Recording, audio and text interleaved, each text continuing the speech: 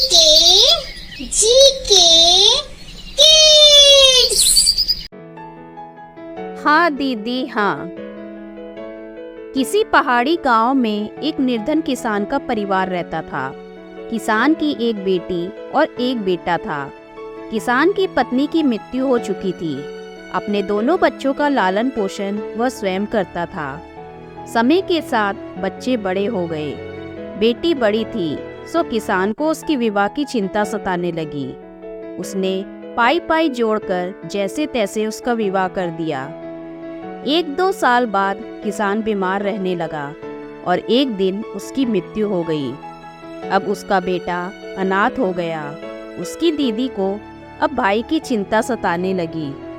क्योंकि उसका ससुराल भी ज़्यादा संपन्न नहीं था, तो वह अपने सास ससुर व पति से इस बारे में बात करने में संकोच होने लगा। परंतु भाई की चिंता में उसने हिम्मत बांध के भाई को अपने ससुराल में ही रखने की बात ससुराल वालियों से की। परंतु भाई की चिंता में उसने हिम्मत बांध के भाई को अपने ससुराल में ही रखने की बात ससुरालियों से की। ससुराल वाले बहू की बात मान तो ली, परंतु कुछ शर्तों के साथ। ये शर्तें थी, उसके भाई को भोजन में भूसे की रोटी और बिच्छू का साग। बिच्छू एक प्रकार की पहाड़ी घास होती है जो सब्जी बनाने के काम भी आती है। उसे चक्की की ओट में सोना होगा। मवेशियों को चराने की जिम्मेदारी उसकी होगी। बहन को ये बातें बिल्कुल भी उचित नहीं लगी, परंतु भाई प्रेम और उसके अकेले रहने की चिंता में उसने यह शर्त मान ली।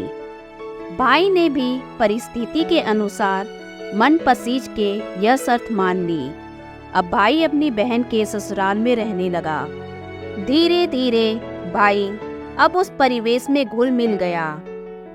वह दिन में मवेशियों को चराने जंगल जाता और रात को भोजन में मिली भूसे की रोटी और बिच्छू की सब्जी खाकर वही चक्की की ओट पर टाट बोरी बिछा के सो जाता। ऐसे ही वक्त बीतता गया। एक दिन मवेशियों को जंगल में चराते चराते उसे एक अनजान व्यक्ति मिला। उस व्यक्ति ने उसे उसके साथ चलने को कहा। पहले तो उसने साथ आने से मना किया, परंतु जब उस अजनबी ने उसे अच्छा काम और अच्छे भविष्य का लोभ दिखाया, तो वह सोचने लगा कि बहन के घर में बोझ बनने से अच्छा कहीं और काम करके धन कमाया जाए। उसने साथ चलने की हामी भर दी। शाम को जब भाई नहीं लौटा तो बहन को चिंता होने लगी। गांव में भी बात फैल गई। उसकी खोजबीन की गई। जब वह नहीं मिला तो सबने उसे मृत समझ लिया। बहन बहुत दुखी रहने लगी। उसे यकीन नहीं हुआ कि उसका भाई मर चुका है। खैर, दिन महीने साल निकलते रहे। धीरे धीरे वह अपने भाई को बुलाती रही। लेकिन तीज त्योहारों में जब आस पड़ोस की औरतें अपने भाई से मिलने जाती या उनके भाई उनसे मिलने आते, तो वह अपने भाई को याद करके आंसू बहाती। ऐसे ही समय निकलता रहा और एक दिन उसे उसके भाई का संदेश मिला। वह फूली नहीं समाई। जिसे वह मरा समझ चुकी थी, वह जिंदा था। वह भाई से मिलने अपने मायके गई। घर पहुंचकर उसे भाई की संपन्नता देखकर आश्चर्य हुआ। भाई ने उसे भूतकाल में जो भी हुआ सब बताया। दोनों एक दूसरे से मिलकर बहुत खुश हुए। भाई ने उपहार स्वरूप बहन को बहुत धन दिया, लेकिन उसकी बहन ने यह कहकर मना कर दिया कि उसे उसका भाई मिल गया, उसे अब कुछ नहीं चाहिए। जब उसने धन लेने से मना किया तो भाई ने उसे 2 गायें और 1 भैंस देनी चाहिए, तो बहन ने वह रख ली। भाई खुश हुआ कि बहन ने उसकी एक उपहार स्वीकार कर लिया।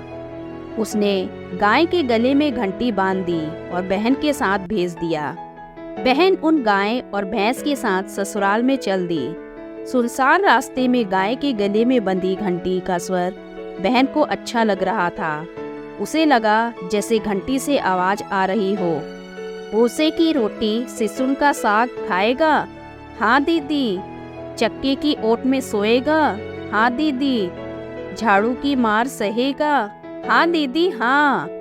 घंटी मानो यही बातें बोल रही हो, यह सोचकर वह जोर जोर से हंस पड़ी। धन्यवाद।